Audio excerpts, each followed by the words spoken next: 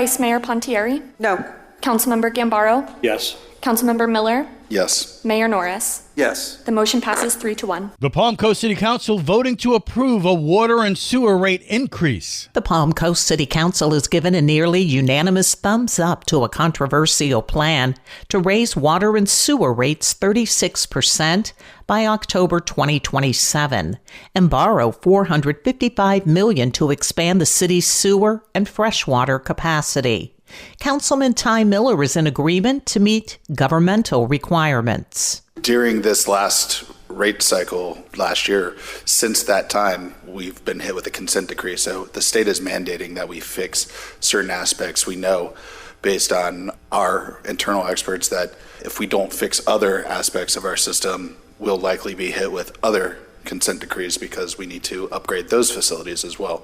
So it's not a fun thing. Nobody's here advocating for this because we're just, trying to take money out of someone's pocket. The vote was the result of a year-long debate on the topic. While the city's total debt is now at $135 million, the new bonds for the infrastructure will bump it to beyond the $500 million mark. Councilman Charles Gambaro. As a leader, I understand all the implications involved.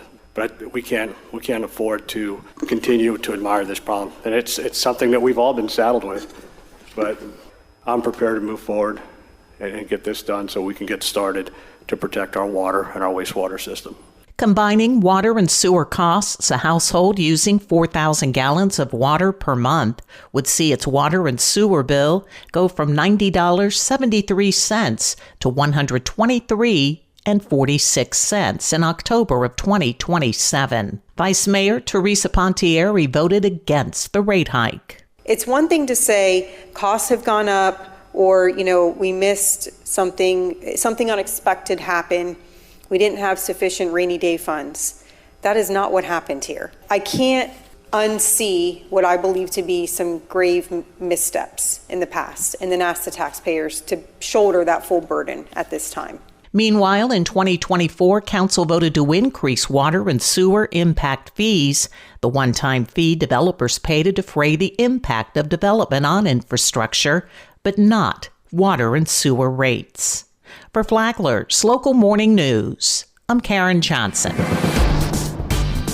Good morning, Flagler County. I'm Rich Carroll. You're listening to Flagler's Morning News on Thursday, March 6th. Businesses from Palm Coast were out in full force last week to support students at the Education Foundation's first ever college and career fair. Derek Harden from South State Bank discussed what they were focused on at the fair. What we focused on today was actually interview prep. So we have do's and don'ts of how to dress, and we have a little pamphlet that tells them how to be more successful in an interview.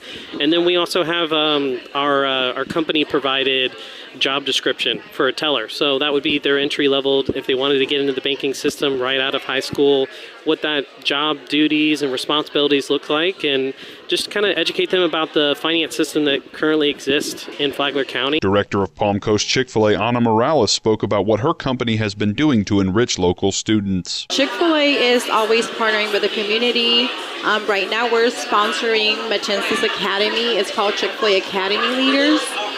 We sponsor that classroom to help them, like how to be leaders and go out in the community. From the WNZF Newsroom, I'm John Austin IV.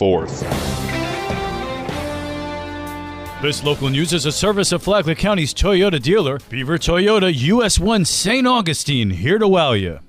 In other news, the Palm Coast City Council is now accepting applications from District 3 residents to fill a vacant council seat following the resignation of Council Member Ray Stevens. The selected appointee will serve from the date of appointment until November 2026. To be eligible, applicants must reside in District 3, maintain residency there throughout the appointment, and live in the district for at least 45 weeks each year. The application period runs through March 19th, and public interviews with applicants will take place on April 1st. Further discussions will be held during the City Council workshop on April 8th. with the final decision scheduled for April 15th. And finally, the city of Palm Coast is offering residents a unique opportunity to explore the city's water system with special tours of Water Treatment Plant 3 and Wastewater Treatment Plant 2 on Wednesday, March 12th. Due to safety regulations, space is limited and advanced registration is required. Residents can sign up by visiting parksandrec.fun and searching for guided tour.